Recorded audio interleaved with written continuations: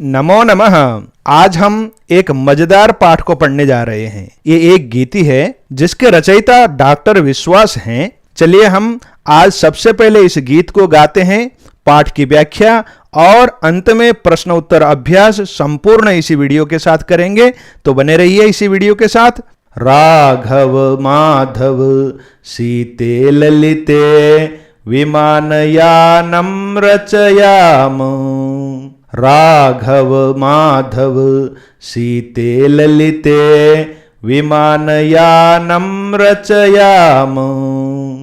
नीले गगने विपुले विमले, नीले गगने विपुले विमले वायुविहारं करवाम। राघव माधव सीते ललिते विमानयानं रचयाम। उन्नतवृक्षं तुंगं भवनम्, उन्नतवृक्षं तुंगं भवनं क्रान्त्वाकाशं खलु याम। कृत्वा हिमवन्तं सोपानं, कृत्वा हिमवन्तं सोपानं चन्दिरलोकं प्रविशाम। राघव माधव सीते ललिते विमानयानं रचयाम। शुक्रश्चन्द्रः सूर्यो गुरुरिति, शुक्रश्चन्द्रः सूर्यो गुरुरिति ग्रहान् हि सर्वान् गणयाम। विविधाः सुन्दरताराश्चित्वा, विविधाः सुन्दरताराश्चित्वा मौक्तिकहारं रचयाम। राघव माधव सीते ललिते विमानयानं रचयाम। अम्बुदमालाम् अम्बरभूषाम्, अम्बुदमालाम् अम्बरभूषाम् आदायैव हि प्रतियाम। दुःखितपीडितकृषिकजनानां, दुःखितपीडितकृषिकजनानां गृहेषु हर्षं जनयाम। राघव माधव सीते ललिते विमानयानं रचयाम। विमानयानं रचयाम। तो इस प्रकार से इस गीत को हमने सस्वर गा लिया है। आप भी इस गीत को गा सकते हैं। चलिए अब हम इस पाठ को बहुत सरल तरीके से हिंदी में अर्थ समझ लेते हैं। सर्वप्रथम प्रथम श्लोक को देखिए। राघव माधव सीते ललिते।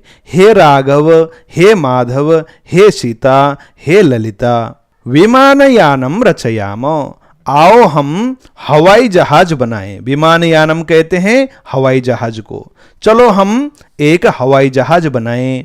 नीले गगने विपुले विमले, नीले और विपुल यानी विस्तृत, गगने फैले हुए इस स्वच्छ आकाश में वायु विहारम करवाम, वायु विहार करें। चलो उड़ चलें, आसमान को हम छुएं, एक ऐसा विमान बनाएं जिससे हम उड़कर आकाश में चलें। ऐसी आकांक्षा, ऐसी कामना यहाँ पर कवि कर रहा है। उन्नत वृक्षम तुंगम भवनम, उन्नत वृक्ष और तुंग यानी बहुत ऊंचे भवन को क्रांत्वा पार करके आकाशम खलुयाम, आकाश में हम जाएं।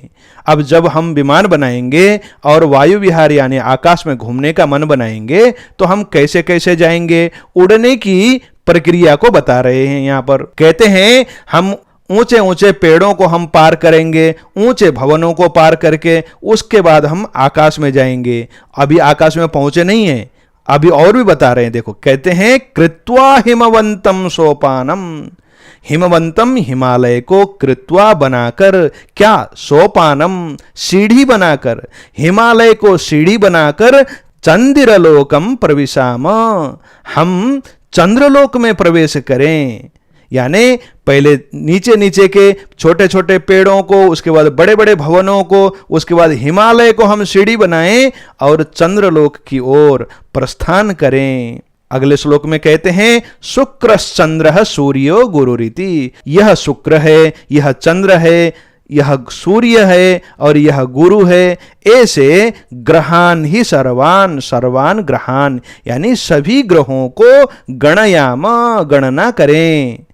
हम आसमान में पहुंच चुके हैं, अब वहां पर हमारे आसपास में शुक्र है, सूर्य है, चंद्रमा है, गुरु है, इन सब ग्रहों को हम ऐसे उंगलियों से दिखा दिखा कर गणना करें, ऐसी कामना कवि यहां पर कर रहा है। अब कहता है विविधा सुंदर ताराश्चित्वा, विविध यानी अनेक प्रकार के सुंदर ताराओं को चित्वा चुन कर मौक्तिकहारम रचयाम, हम मोतियों की माला बनाएं। किससे? छोटे छोटे जो टिमटिमाते हुए तारे हैं, उन तारों को हम चुन चुन कर बहुत सा इकट्ठा करने के पश्चात हम एक ऐसी माला बनाएं जो मोतियों की माला सी लगे, वो ताराओं की माला। और उसके बाद आगे कहते हैं अंबुदमालाम अंबरभूषाम, अंबुदमालाम बादलों की माला, अंबरभूषाम आकाश के भूषण स्वरूप। ये बादल आकाश के आभूषण हैं, इनको क्या करेंगे? आदाय वही प्रतियाम, लेकर ही हम लौट आए। दुखित पीड़ित कृषिक जनानाम, दुखित पीड़ित कृषिक जनों के गृहेषु हर्षम जनयाम, घर में हम हर्ष को उत्पन्न करें। कवि की कामना है हम ऐसे विमान की रचना करें जिस विमान से हम आसमान में जाएं, आकाश में एक एक ग्रहों को देखें, गणना करें, उनके साथ खेलें, घूमें। उसके बाद हम वहां से ताराओं की, टिमटिमाते हुए ताराओं की माला बनाकर हम गले में धारण करें। आसमान के भूषण स्वरूप मेघ को हम साथ लेकर लौट आए, जिस मेघ से बारिश हो और दुखित हुए, पीड़ित हुए कृषकों के, किसानों के खेत खलियान हरे भरे हो उठे। बारिश से खेत खलियानों में अन्न उपजता है, इस कारण हम बारिश को भी साथ में लेके आए और खूब सारा वृष्टि करवाएं। ऐसी कामना यहाँ पर कवि डॉक्टर विश्वास जी ने की है। इस गीत को पढ़ने के बाद आपको कैसा लगा? अगर आपको अच्छा लगा होगा तो जरूर लाइक करिएगा। अब हम आगे इसके अभ्यास को करते हैं। चलिए, प्रथम अभ्यास है पाठे दत्तम गीतम सस्वरम गायत। पाठ में दिए हुए इस गीत को स्वर के साथ गाइए। देखो, हमने तो गा लिया है ना? अगर एक बार और सुनना है तो आप जाके सुनिएगा। अब दूसरा अभ्यास है कोष्ठकांतर्गतेषु शब्देषु तृतीया विभक्तिम योजयित्वा रिक्त स्थानानि पूरयत। कोष्ठक में यानी ब्रैकेट के अंतर्गत दिए गए शब्दों को लेकर उसमें तृतीया विभक्ति जोड़कर रिक्त स्थान यानी खाली स्थान को हमें पूरा करना है। देखो, क में सा खाली स्थान है, जलेन मुखम प्रक्षालयति, वह कोई लड़की या महिला है, वो जल से मुख प्रक्षालित करती है।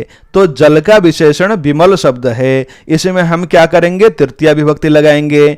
विमलेन, वह विमल जल से मुख प्रक्षालन करती है, धोती है। अब ख है राघवः खाली स्थान विहरति, राघव घूमता है, किससे? विमानयान लिखा हुआ है, हम करेंगे विमानयानेन, विमानयान से, ऐसे। अब ग है कंठः शोभते, गला शोभित होता है, सुशोभित होता है, किससे? मौक्तिक हारेण, मौक्तिक हार शब्द में हम तृतीया विभक्ति एक वचन लगा के मौक्तिक हारेण करेंगे। मौक्तिक हार से कंठ सुशोभित होता है। अब है घ में नभः खाली स्थान प्रकाशते, आकाश प्रकाशित होता है, किससे प्रकाशित होता है? सूर्येण, सूर्य से, सूर्य शब्द में फिर तृतीया विभक्ति। अब है पर्वत शिखरम खाली स्थान आकर्षकम दृश्यते, पर्वत का शिखर किससे आकर्षक दिखाई देता है?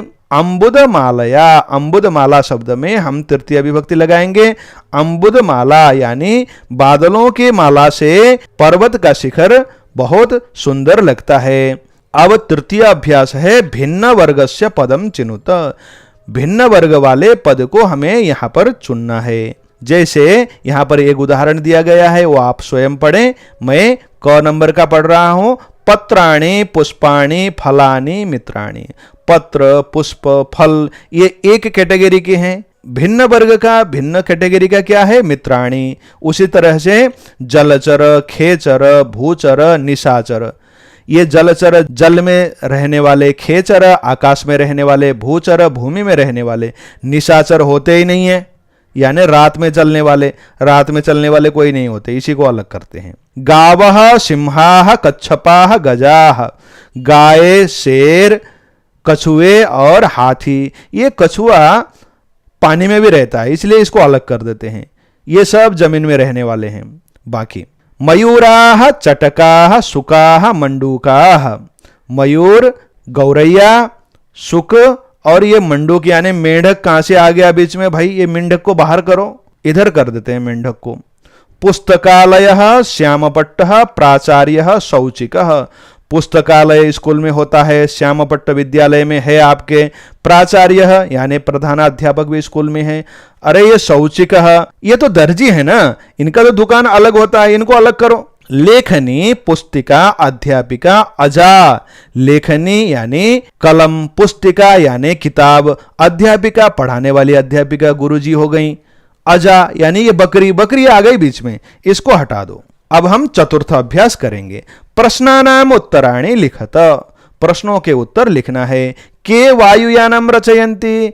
कौन वायुयान को बनाते हैं? राघव, माधव, सीता, ललिता च वायुयानम रचयन्ति। ऐसा हमने पढ़ा है ना अभी, यही तो बनाना चाहते थे। वायुयानम कम कम क्रांत्वा ऊपरी गच्छति। वायुयान किस किस को पार करके ऊपर जाता है? उन्नत वृक्षम, ऊंचे पेड़ को, तुंगम भवनम और ऊंचे भवन को, क्रांत्वा ऊपरी गच्छति पार करके ऊपर जाता है।